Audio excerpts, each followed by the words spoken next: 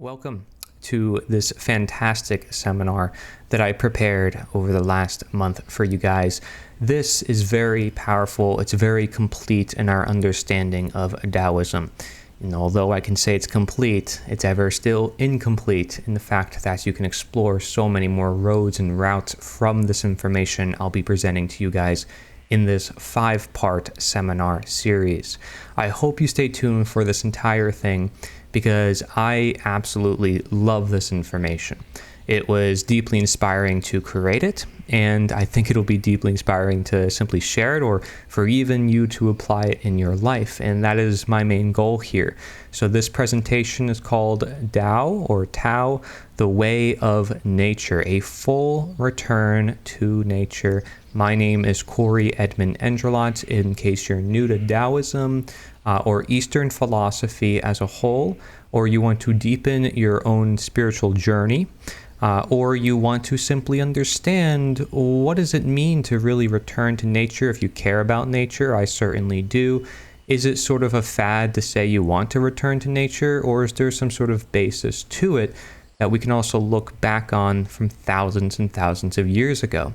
So there is just a wealth of information, and let's just jump right into it. Of course, we're going to be featuring Lao Tzu himself, and we'll talk about who that is and hundreds of resources, very inspiring content creators that essentially helped me create this seminar through their amazing content, which I'll be sharing with you, basically brought together in this seminar. So this seminar is for 3 people. For one, anyone who is completely new to Daoism and wants an overview of important core concepts. 2, those who are already aware of Daoism and want to further their education or further apply it in their own life, but also learn how Daoism can naturally change the world and become more commonly practiced to change the world. And then number 3, those who are in the spiritual or occult, natural law or voluntarist community, or anyone who cares about humankind and freedom to gain a great perspective on their worldview and action. And if you ask me, this 3 people is a lot of people. It's way more than 3 people who would then, I would consider, care about this information or find some sense and value in it. We live in a world where people might be rushing around and attaching themselves to material things, and in spiritual traditions, they typically say, stay away from that. Taoism has a little bit different of a view. It's not necessarily, oh, well, let's just embrace it all, or let's completely stay away from it, but let's understand its role, its use within our lives. And so if you come from any community, if you're any person, I welcome you to this presentation. If you're simply called toward this information, if you simply care about nature, like I said, or want to further your own journey as a whole, wherever you're at, you don't have to put a label on it. You don't have to say this is where I'm at. You are living right now in the present, and as you're listening to the seminar, things might come up upon your journey. I encourage that you pause at any moment if you need to, and take breaks if you must. Right? But try to do a little bit more once every single day. Maybe you do 1 part every day or an hour each day or whatever works best for you, okay? At your own pace. This information is essentially only a start. And, I wear this robe not to look special, not to act special or anything like that, simply because it's quite comfortable. And I was like, all right, I'll wear it. It fits the theme of the presentation. Like I said, I was quite inspired to make this, but you have to bear in mind that it really is only a start, and this is only paving the way. See, the word Dao means way or path. Okay, so when we're talking about Dao, and if I'm saying this is especially introductory because you can look into any of this information much more on your own if you choose to do so, this is only paving that way. Okay, so it's essentially like if we were both hiking on the same trail and you didn't know where to go, I'd be like, it's down that way. Now, I can't go down that trail for you, but I can help guide you and I can help point the way and say, this is the way you can go. Right? And that's essentially this sort of information, or any spiritual journey for that matter. People can help you on your way, but you may need to take it into your own hands at one point in time or another in order for you to truly reap the benefits, in order for it to become truly practical. Okay, so let's look more upon this. The only agenda that I have in this seminar really is making our lives better, harmonizing with nature. You might assume, because this is quite a complete work, that I might, at the end of it, ask you to pay for something, or to learn more you have to go to some course or whatever. That's all optional, but I don't have that. When I say it's optional, it's because there are courses out there that you can take for different things, and I can share them with you. But this is not like a sponsored video or plugging anything or getting you to do anything, nothing like that. It's just applying it in your own life, realizing the value of all the information that I found on the internet regarding Daoism. And like I said, there's much more out there, but this is going to cover a lot of what I've seen. Now, you have to have strong will here, right? There most certainly is something you may find unpopular or undesirable in the teachings of Daoism.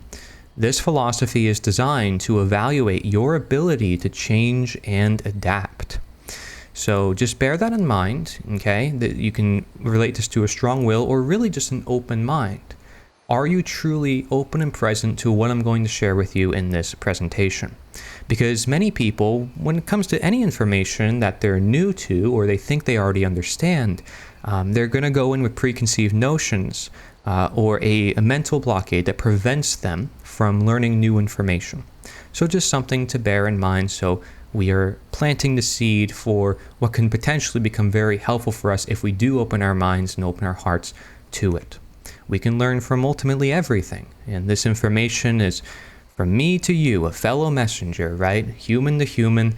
That's all it is. I'm just a fellow human being sharing ideas. I do not seek to convince anyone.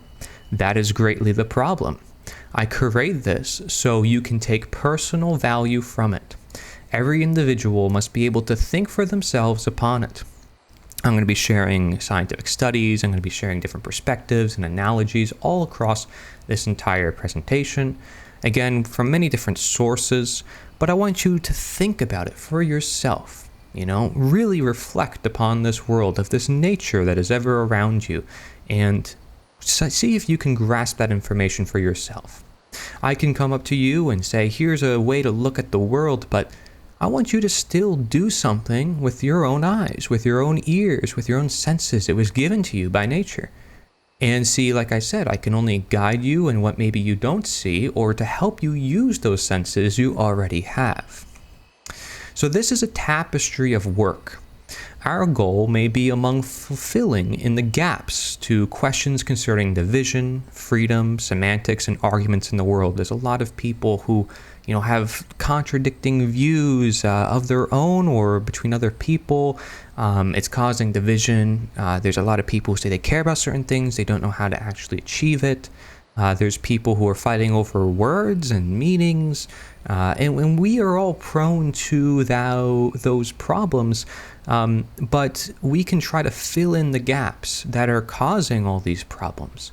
Maybe there is some sort of unifying ground that we can find midst the division and midst all these people who may want something but may not know how to actually get it. And like many people might say they want freedom and they have different ways of getting there, but yet they all want the same thing. So what's the problem? And I think it's about filling in those gaps or bridging connections between point-to-point information. Again, I do this a lot with the content creators in this presentation. I learned from many different types of individuals, and I sort of just brought them together. So this work is a tapestry that embraces paradox for the work to balance out the extremes in our world. There's people with this worldview, there's people with that worldview, right? There's the masculine, there's the feminine, there's the yin, there's the yang, and we need to understand both of these. Not shut one out, but realize they're both in the same reality. And even in the truth communities, there may be extremes that need to be worked out on, that need to be looked at. And so, shall we begin? You've already begun.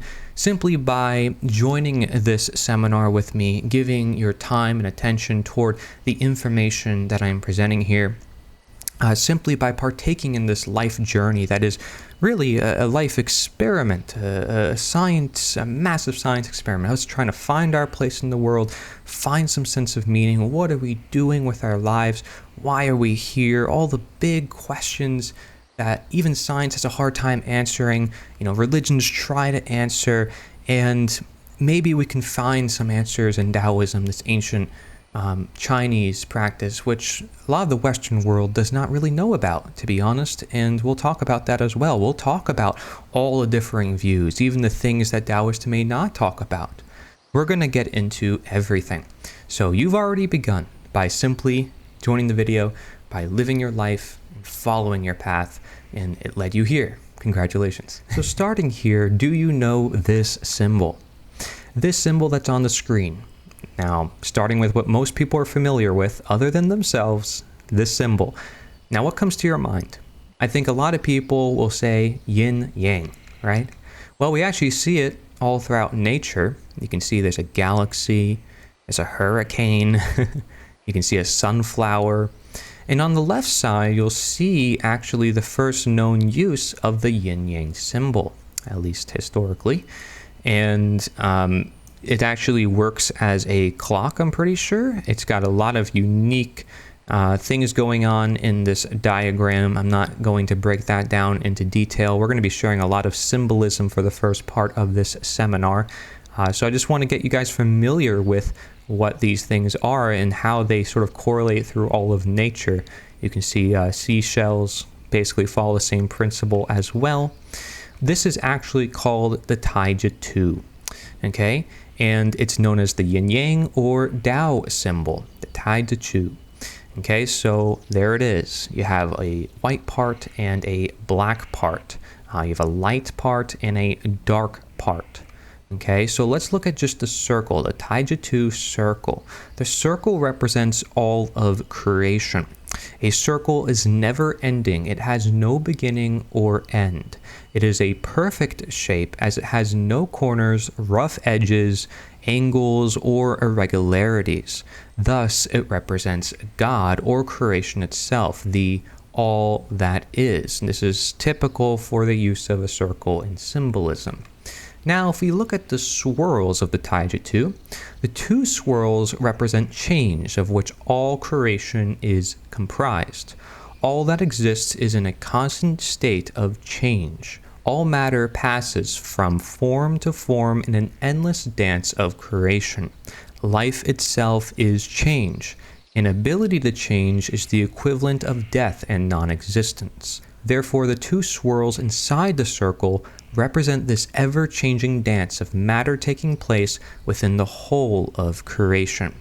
The two dots within each swirl represents the idea that no matter how deeply into one polarity or the other we may travel, the seed of the opposite energy is always carried within each polarity, no matter if each is at its strongest.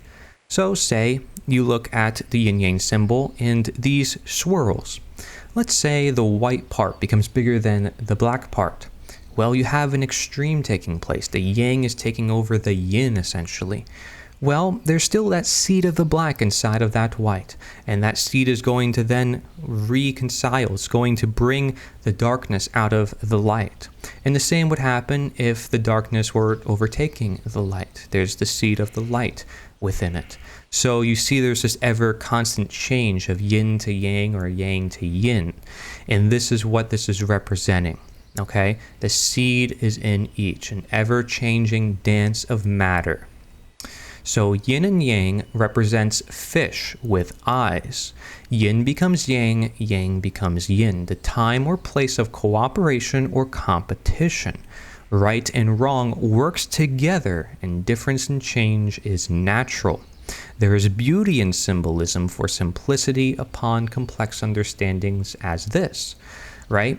It's putting it into a symbol, as simple as the polarity, the paradox of all of life, of all the many different things that contrast with each other, all put into one symbol.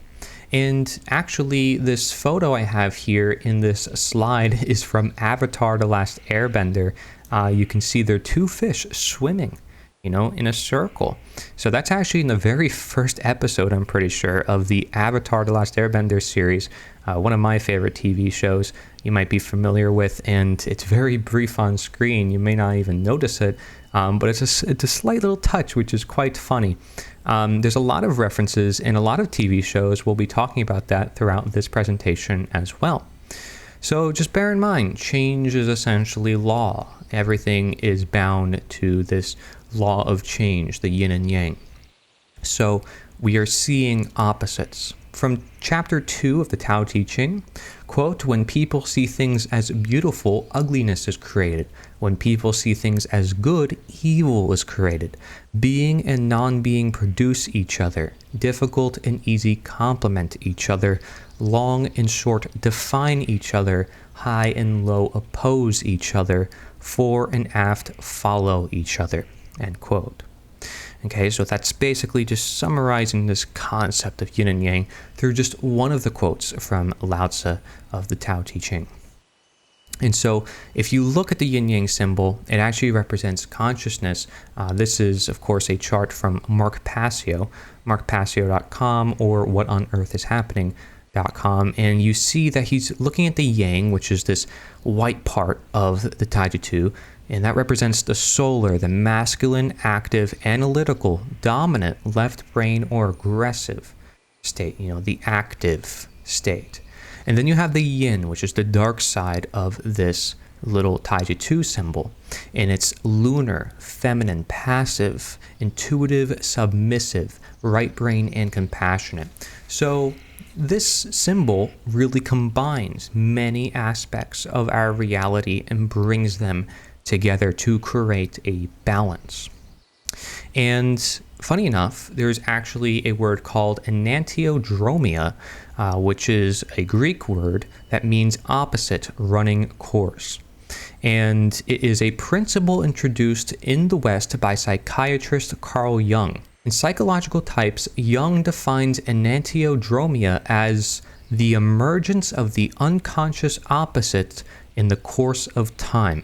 It is similar to the principle of equilibrium in the natural world, in that any extreme is opposed by the system in order to restore balance. When things get to their extreme, they turn into their opposite. Jung adds that this characteristic phenomenon practically always occurs when an extreme, one-sided tendency dominates conscious life. In time, an equally powerful counterposition is built up which first inhibits the conscious performance and subsequently breaks through the conscious control. However, in Jungian terms, a thing psychically transmogrifies into its shadow opposite in the repression of psychic forces that are thereby cathected into something powerful and threatening.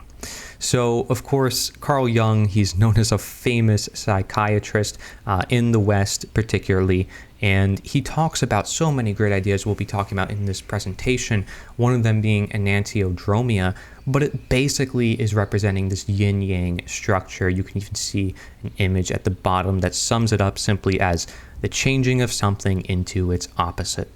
That's really all he's saying here. He's just putting it in some psychiatrist words and terminology, which is fantastic for those of you who might be into that, because again, we'll be sharing a lot more of this scientific perspective behind this as well. And again, it's just recognizing a principle inherent within the universe. And Hermetic principles have also been discovered and talked about, especially much in the modern day, which is to basically go back to a lot of the occult teachings of the Egyptians and Hermetic philosophy. You can see there's a book called The Kabbalion by 3 initiates where they talk about different principles in the universe. Some people will call it natural laws. You have mentality, correspondence, vibration, polarity, which is particularly our focus here for this symbol, Taijutsu. And then we have gender, rhythm, and cause and effect, but they're all present. I mean, you can look at correspondence and you see the symbol is like a circle that's empty, and then there's a circle that's whole. And you see how they're basically connected to one another. These all are interplayed into each other at the same time. So very important just to know about how each one of these principles may relate to each other and how they may be applied to your own life as well. How a ruler is typically reflected of the people who are being ruled, and vice versa in the case of correspondence. Or vibration, when we look at anything under a microscope and we see everything's constantly moving, we can actually say, wow, this ancient knowledge holds up quite true. And so we see that we're revisiting a lot of what the ancients told us, and not everything necessarily we can say they were true about, or maybe we need to have more perspective on. We need to nonetheless learn from what was said. And I think Daoism has a lot of connections with modern science, and especially traditional Chinese medicine that we'll be talking about and how it can be applied to your own life as well. Simple little steps within your life. And this balance that we're talking about between the yin and yang also reminds me of just general brain balance. This is a chart by Chris Nelson of evolveconsciousness.org. And you can see you have the left brain, extreme on one end, and then the right brain extreme on the other end. And then you have this zone of balance where there's no longer an extreme imbalance, and you have this center, okay? And it's ideal but unreachable permanently. So it's only passing contact and fluctuation. Think of it like a straight line, and we're like this. We're trying to align to the line, but we can never get it just perfect. Our goal is just trying to line up with that line, aligning to nature, some people will say. So I encourage that you read through this chart for yourself if you want to have a little bit more perspective on brain balance. You don't have to agree entirely with this science, but it's another way of looking at the yin and yang. Okay, people have even applied it to business. Here's a chart about the Tao of business success. You have somebody saying here's the yin, passive, accepting side, and the yang, active and aggressive side. And it's like the yin is the outside in and the yang is the inside out. So you can really apply this principle, this understanding, this symbol to anything in life. Shall you put your mind to it? You have to realize that essentially the yin and yang is in everything. Quote, all information whatsoever can be translated into terms of yang and yin. That's Alan Watts. And we'll be using a lot of quotes from him in this presentation. An example would be attraction and repulsion, life and death, winter and summer. A bee is using yang to pollinate a yin flower, yet the bee contains both yin and yang. The atom has a positively charged core surrounded by negatively charged electrons. The binary code also demonstrates this through 0 and 1 patterns, and no movement is possible unless an opposite movement occurred before it, in the case of walking. Okay, and then you have Wu Wei, Taoist practice, and that is essentially the balance between yin and yang. We'll be talking about that. But the possibility of order turning into chaos or chaos turning into order is always present because you have this constant shift between the yin and the yang. So we need to utilize Wu Wei and Taoist practice to help us understand how we can become more balanced within our own life. Okay, now there's the occult nature of yin that we must understand. Since yin is something that is considered darkness or hidden, by its nature it's considered occult, and occult simply means hidden. So the value of yin is, and by its nature, often overlooked, okay, as it may appear occulted or hidden. An example is a mug, a simple mug, right, or a simple glass, okay, and so the yang is the material, the hard and dry, but the yin is the emptiness, which is what makes the mug useful. Without emptiness, we can't punch or use a soccer ball. Without emptiness in sound, we can't speak because we need pauses to separate tones. We also wouldn't be able to enter a room if there wasn't any space in the room. Another may be the solar system, right? Muscles are built when resting. Plants are grown while planted. Okay, so the receptiveness of yin makes it very, very attractive because it's what makes something very useful, actually, the emptiness. We'll be talking about this very strange paradox, the empty being useful. We'll be talking about this quite a bit. But let's go back into symbolism and realize more about this yin-yang symbol. You might see it in another symbol called the Bagua or the Pacua, the 8 trigrams, and it looks kind of like this. Okay, so you can see it on the screen, and you can see on this chart it's broken down into all its sort of interpretations. Okay, this is a very helpful chart that you can see going into all the different elements, how they interact with each other. This stuff can get quite complex, and there's practitioners that still use this to this day. Of course, you also have Feng Shui, which is also practiced, where people design their room. They design houses in certain furniture in certain places, certain colors for certain rooms to represent different emotions, different feelings, and different attractions. I know that from looking at different scientific research material that if people use certain colored place settings, it might affect their appetite. So there's a lot of research out there for different things regarding colors, design, and what people put in their environment and how it affects their mood. Everything is going to be receptive and connected to them in a sense. So we need to pay attention to what we're living with, what we're doing, and even just merely the furniture that we have next to us. Okay, this could make some bit of a difference. So realizing how to help our current emotions or what we want to achieve, we could do so by studying Feng Shui, for example. So here are just a bunch of different colors and what they may represent for what you may want. Say I want health and spiritual well-being. Maybe I'm going to start using more earth tones, yellows, right? Maybe I want love and relationships. Well, I'm going to add more pinks, reds, and whites. And just see how your mentality goes along with that. Does it make you crave it more? Does it help with the craving? Does it help you deepen your current relationships? What are you exactly trying to achieve? And like I said, there's people who practice this stuff. We're not going to go deep into detail, but these are just some fields of practice that are actually connected to Daoism. And so you can see the Bagua and the Feng Shui is connected in this diagram. Amazing stuff. I find it so fascinating. You can see you have south, north, northeast, east, southeast, southwest, north. It's a compass, right? And it's also time. And they have so many different interpretations. There's hundreds of different types of diagrams you can find online for some of this. Not everything. There's some things in this presentation I was shocked to see. It's like, wow, there's not enough information about this online. I'm like, there should be a lot more because there's just so much information that can be so powerful when it's applied. For instance, the 5 Wu Swing. I mean, I did not find a lot of information about this online, or at least as much as I'd like to see. And so the Wuxing, also known as the 5 elements, agents, or phases.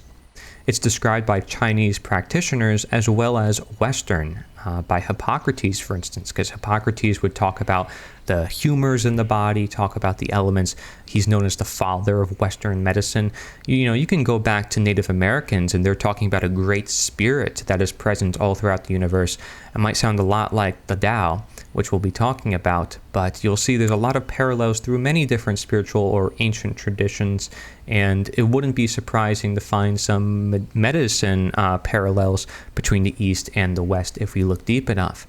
And so you can see water supports or nurtures wood. Wood supports fire, and fire supports earth through ashes returning to it, as well as through volcanoes. Earth supports or contains metal, and metal supports water and bowls, etc. And so seen from a different perspective, water triumphs over or extinguishes fire.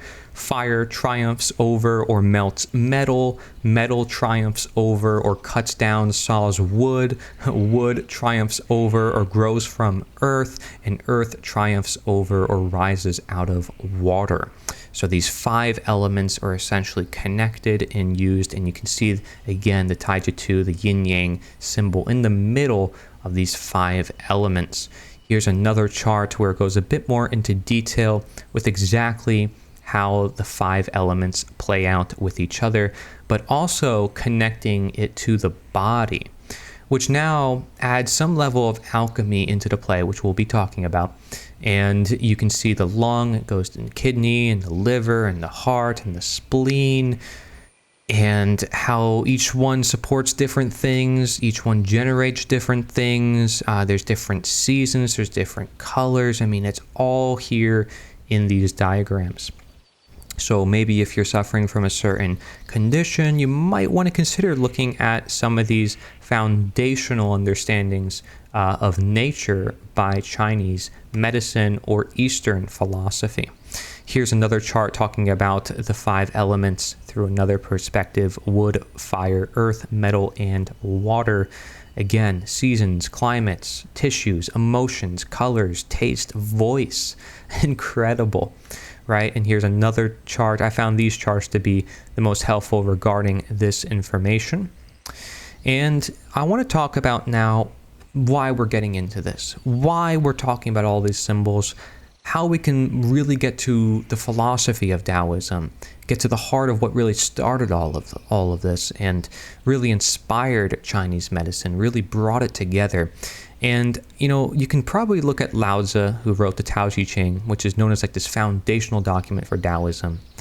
And he did not really intend for a lot of those things to necessarily be connected to it. But we need to understand why. And why it's so inspiring for many individuals like myself. And this individual, George Thompson, he's one of the people who inspired me to definitely make this presentation and to look deeper into Taoism. And I'm sure, as for a lot of people, he made a video about his transformation. I recommend checking it out. Basically, him going to China and his whole life turned around. He basically did the shadow work, as Carl Jung would put it. In his very beginning stage, and he shares this in the video, he didn't know what he was doing. You know, he was depressed or he had some dark feelings. He didn't really know what to do. So he's like, all right, I'll go to China. I'm going to try Kung Fu. He ends up going to China, to Wudang, and he talks to the locals there. And he ends up going to a Taoist, temple in the mountains. And he meets Master Gu of the Wudang Taoist Wellness Center. And they make a connection, and he starts becoming essentially part of their family. He starts producing videos. It's a very inspiring journey because he didn't expect to get where he was. And in that process of just being open-minded and trying new things, he found his calling. He found that Taoism was ultimately very helpful for him. And he still, went to some Buddhist temples and other temples as he planned, but he really found his home with Taoism. And so, there's a lot of people in this world who suffer all sorts of different conditions, health conditions, mental conditions. And I think this is just one example of somebody who may have gone through a lot of those dark patterns in life, but was able to get out of it. So very, very inspiring. And as for my own transformation in this process, I will say it's not information, although it's provided with it, because, information sort of comes along the way. I don't necessarily need to seek out the knowledge. I didn't seek out Taoism. Did he seek out Taoism? No. There's a lot of people who it reaches the individual who truly does care about nature, as myself, or who really is looking for something that can help them out in their life, but not necessarily in the same way religions do, or strict doctrines or ways or practices do, because Taoism has a different approach to that. And that always inspired me. I was admired. I mean, the minute I read the Tao Ching, for example, which of course I recommend you read, aside from this presentation, I was like, it's so simple, it's so profound, a kid can read this and understand it. I just thought that was, by itself, giving it so much value to its works, to its knowledge, that it didn't have to ask of you for anything. It didn't have any specific praises. There weren't people preaching it. There's just people with life experiences, and they're not fighting reality, they're trying to live with reality. And I was able to sympathize with it quite easily because of it. It just came along my journey. Again, I am somebody who cares much about nature. It's the title of my channel. And I've always held with me this message for myself: nature is the answer. So I would study the world with a respect toward nature as the general just baseline, right? My only bias is I care about nature, and I think a lot of people do. And they just have, again, different ways of using that sort of mentality, and I just saw where it would lead me. And it led me to Taoism. But without expecting it, I had a lot of views that were aligned to Taoism. I was like, wow. And then once I started looking to Taoism more, I realized, wait, there's a part of my brain I haven't accessed for so long. This yin, this right brain side, this darkness, this emptiness that is actually very useful. Like I mentioned before with the mug analogy. And so it's teaching me more every day, even though I'm learning less because I'm looking at nothing. I'm looking at emptiness. I'm looking at the uselessness in things, which is actually more useful. And this paradox, which sounds so strange, especially to anybody who's new to it, will be completely understood by the end of this presentation. I can guarantee you that, because we can use real-world experiences and just look out into nature and see how things get done. And so it's very natural, right? Nature, because it is nature. And my goal is always to be, well, how do we become natural? And without necessarily leaving society, okay? Because we can still live with society, we can still live with other human beings, but learn how do we do that? And so this is a process. It's a journey. And my journey led me to Taoism unexpectedly.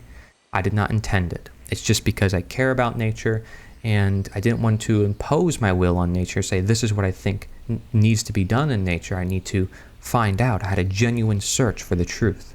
What is it that I should do? What is it that I should care about, if I care about nature? What is it that I should do? And so I think this presentation is going to answer that question. What is it that I should do? And maybe more of the question is, what should I not do? So let's get into this.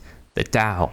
It's the way or path of nature. It's the uncarved block, the nameless, the mother of 10,000 things. And it may relate to the concept of the anima mundi, or world soul. A lot of people who study theosophy may make that connection. Okay, so that is what the Tao is, simply put. The path, the way. And so I mentioned the Dao Ching. This is the foundational document typically of Taoism, and it translates to the book of the Tao, of the way and of virtue, of integrity, of reason, on the principle and its action. Okay, so it's variations of that. And it's the most translated work worldwide after the Bible. Yet it is not promoted as much in the West, which I find quite significant. Anyone can read it. It is simplistic and short. It has no expectations other than for you to be you. It does not ask to be praised, and it is generally considered among the first anarchist or freedom-oriented texts in all of recorded history. It dates back to the 4th century BC. It is similar to Stoicism, naturalism, and transcendentalism in aims of achieving harmony with nature.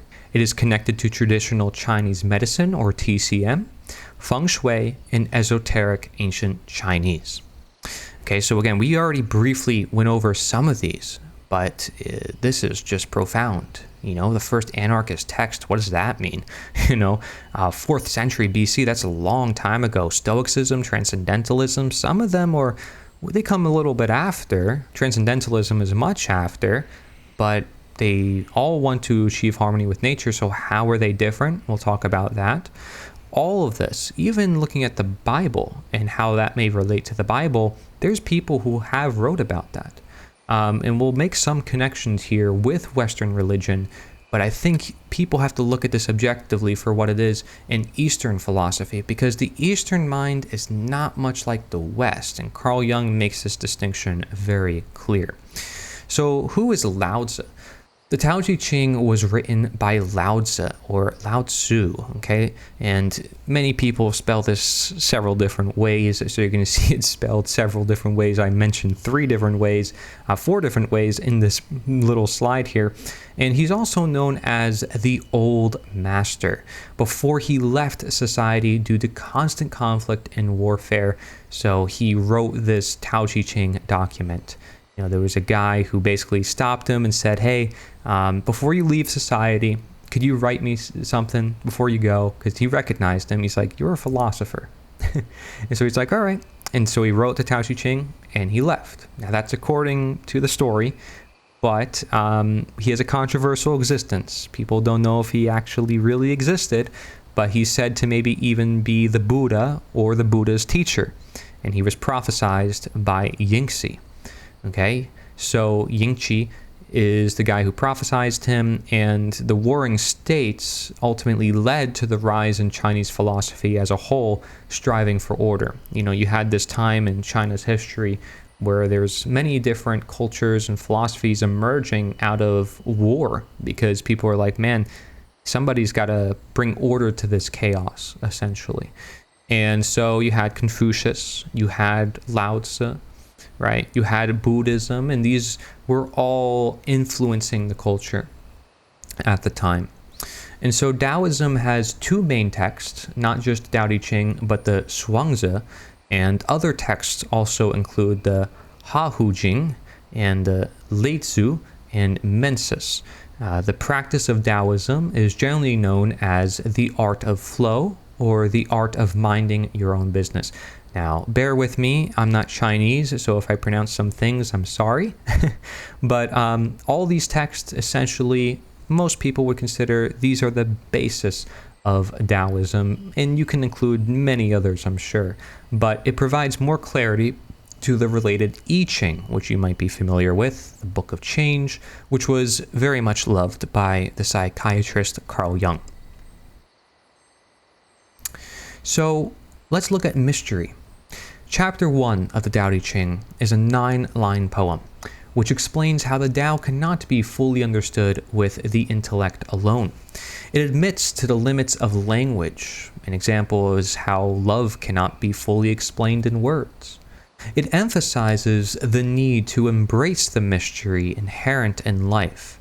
And if you contrast that to religions, which most people follow, they typically follow it to provide certainty. And here's Daoism in its main text, literally admitting in the first chapter, it's okay to not understand all of it. In fact, you can't. That there's limits to our language, and that the language is going to be perceived differently. And you see many different translations of the Bible or the Tao Te Ching or many ancient texts, and people disagree and they have so many different interpretations. And here am I reading a 9-line poem and being able to write hours and hours and hours of presentations based on poetry. I think that's insane. But that's how profound the Tao Te Ching is being a poetry book able to be understood so simply through so many different years of time, and then being able to be explained till the end of time. And so here's a quote from Voltaire: perfect is the enemy of good. You know, people are trying to find that answer for their life, that one thing that's going to provide them with everything that they need to know. Maybe that's not the way we should look at the world, and the Tao Te Ching sort of helps us with realizing there's a mystery that we must embrace within the world. And again, that's sort of the nature of yin. You don't see it. There's emptiness there, but it makes it very useful. So the Tao is all-encompassing. The Tao is all-encompassing. Humans attempt to capture part of that all-encompassing Tao, and so they conceptualize things beyond understanding. So we use names, categories, titles, all of which must be known as not whole. Because whenever we use a title or name or category, we are limiting something to something else. We deceive ourselves if we get stuck on these labels and these categories. Okay, so as life is made more understandable, it may be counterintuitive as it limits the fact that life is much more than just that label, that category, that title, that judgment. We want to judge people and say, this person is that, this person is that. They're much more than that. We try to grasp onto the world. We try to understand things, and it's very helpful to label things, to say this is what it is, to communicate with language. But is there also value in silence? Is there certain things that can't be portrayed with language? Are there limits when we do use language that we don't realize we're setting upon the truth of reality? And so the question remains, are we forever learning? Are we able to get past these categories and titles and names and realize there's something more beyond it? And that is this all-encompassing Dao that is being referred to, this unnamable thing, which the Dao text represent. It literally says the universe is nameless and without man-made words. However, it is also the mother of all things that we do use words for. We should not tie ourselves to labels, recognizing what lives underneath it all. So when I title something like this, okay, we have to realize there's something beyond this. And so we call ourselves all sorts of names and titles, but we are far more complex and nameless. We have limitless potential with more than we give ourselves credit for. We are complex. Okay, so we try to get a grasp on things. Maybe that's part of our struggle. Maybe that's part of the problem, is us trying to think that we can have all the answers. It's funny, I can come up here and say, I have a presentation and it's not going to tell you the answers, when many people would make a presentation because they want to have the answers.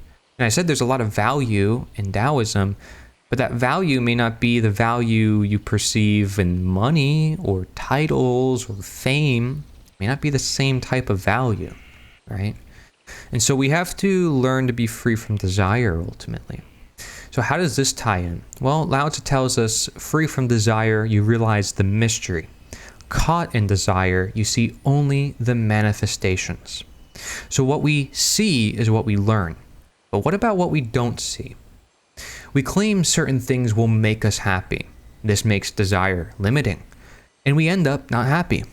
Happiness is actually without desire. It's contentedness.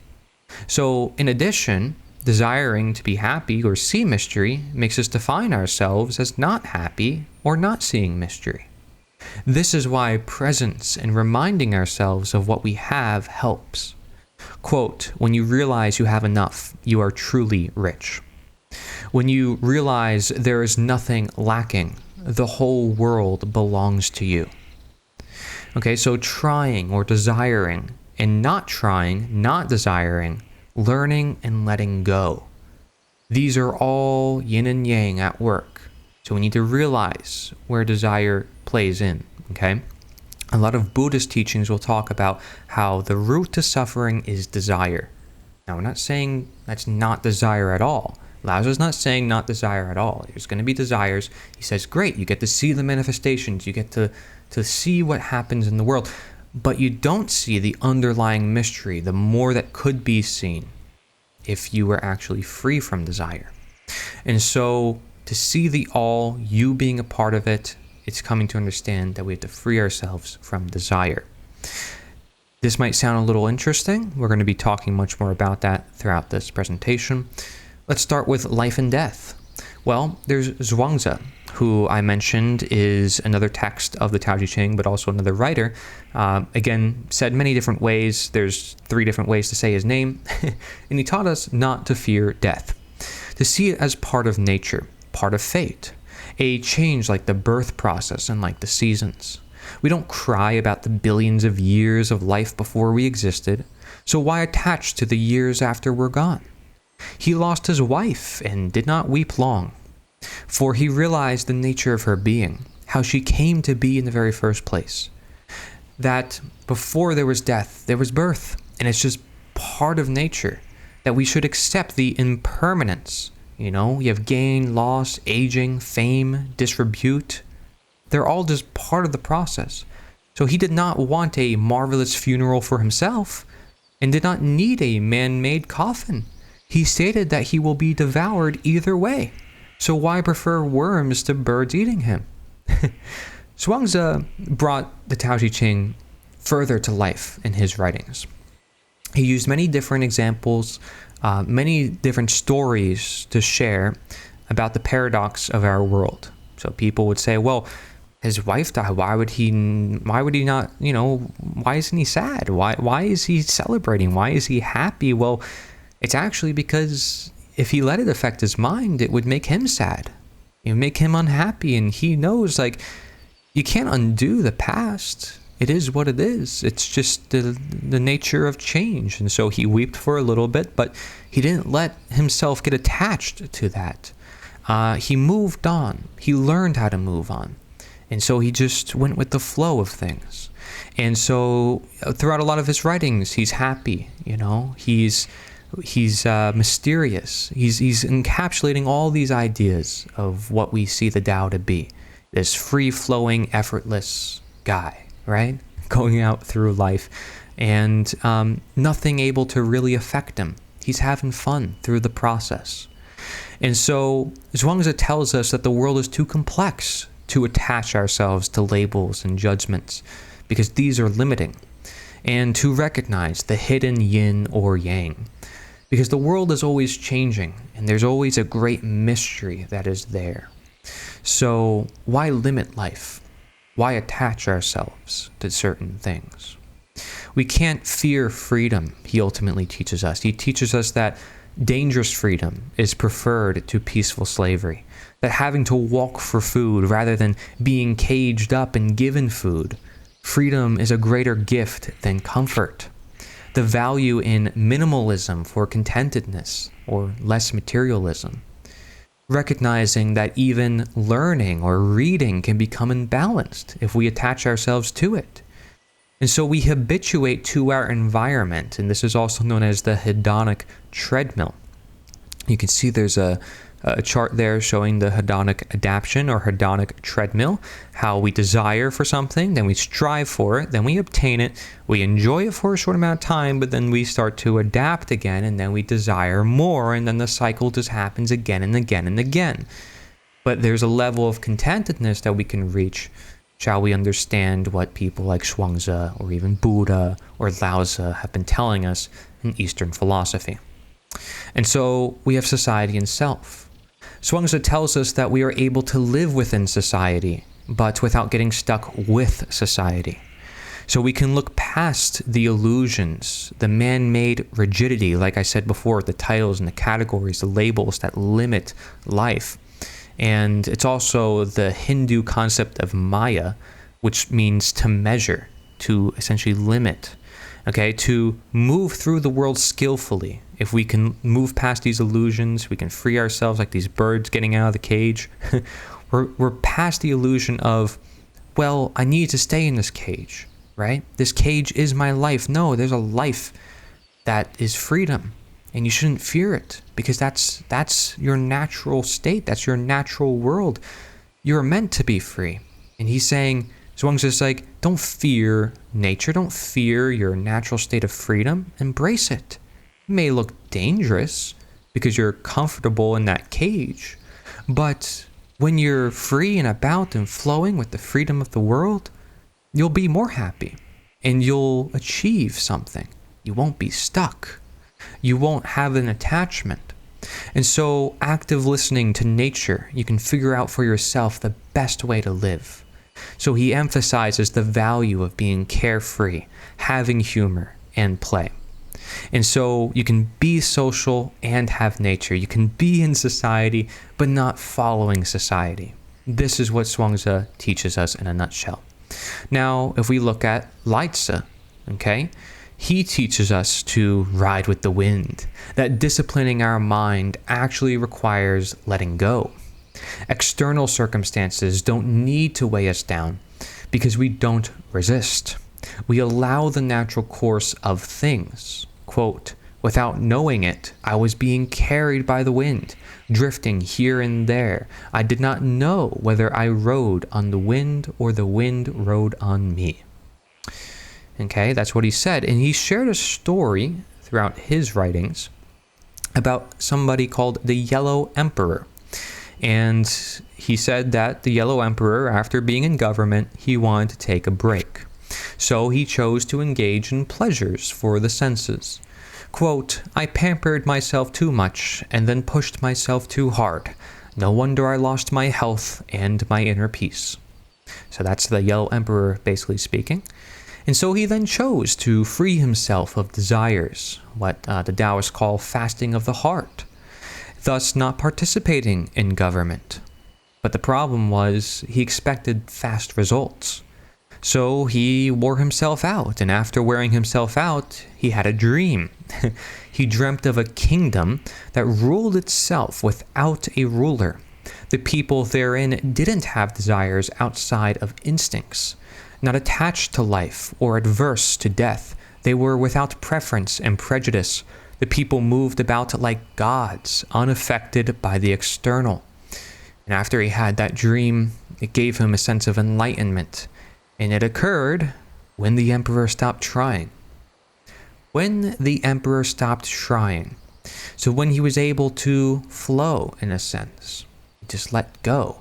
And he was able to get this sense of enlightenment, of realizing, wait, a kingdom can rule itself when people don't have these desires outside of instincts and they're not attached to life or adverse to death. How they have no preference or prejudice.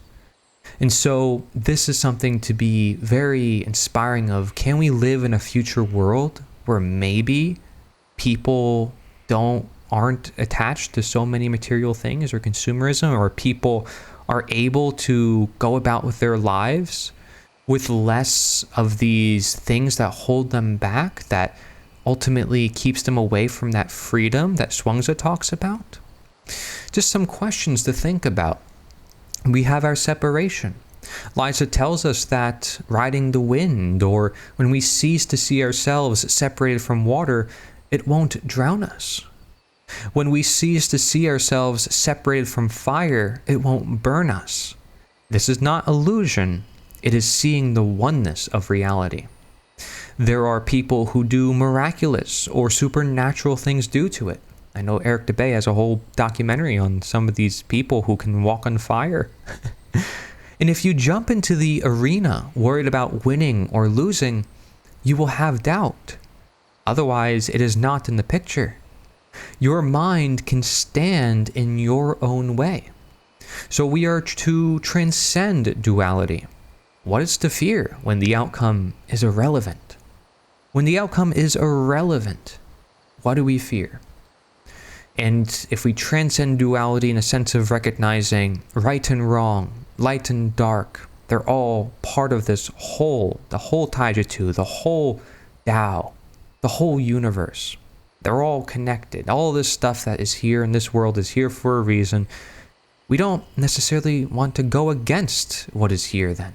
We kind of want to let go and see where it leads, because nature will tell us where we lead in time.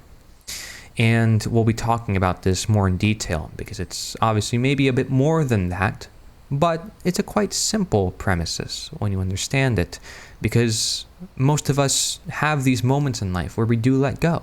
For instance, we sleep, right? Or like I said before, when we stop tugging on the plant can grow.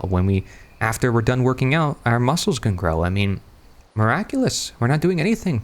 It's happening while we're doing nothing. So we have a comparison game going on as well in this world. Your food only tastes delicious because you tried something disgusting in the past. You're only pretty because someone else is ugly. You're only rich because other people are poor. The wrong teaches us of right. If we act counterintuitively, for example, trying too hard, salesman, or being a clingy friend that's always there with you all the time, we must learn to act more intuitively, or use what is called Wu Wei. This is the core concept within Daoism. Quote, "Those who stand on tiptoes do not stand firmly. Those who rush ahead don't get very far. Those who try to outshine others dim their own light. Those who call themselves righteous can't know how wrong they are. Those who boast of their accomplishments diminish the things they have done." Lao Tzu. So just bear that in mind anytime you see people comparing each other. to other people, themselves, others, whatever, judging other people. You judge yourself, I'm sure, a lot too, perhaps. We might be our own worst critics sometimes. I'm certainly judging myself sometimes making this presentation, but I learn to go with the flow, and then it works out better because I'm not thinking about it so much. I'm in the zone, per se. And so this Wu Wei concept is very important. This is the end of part 1. Part 2, we'll be talking about what that really means. Stay tuned. Thank you very much for watching.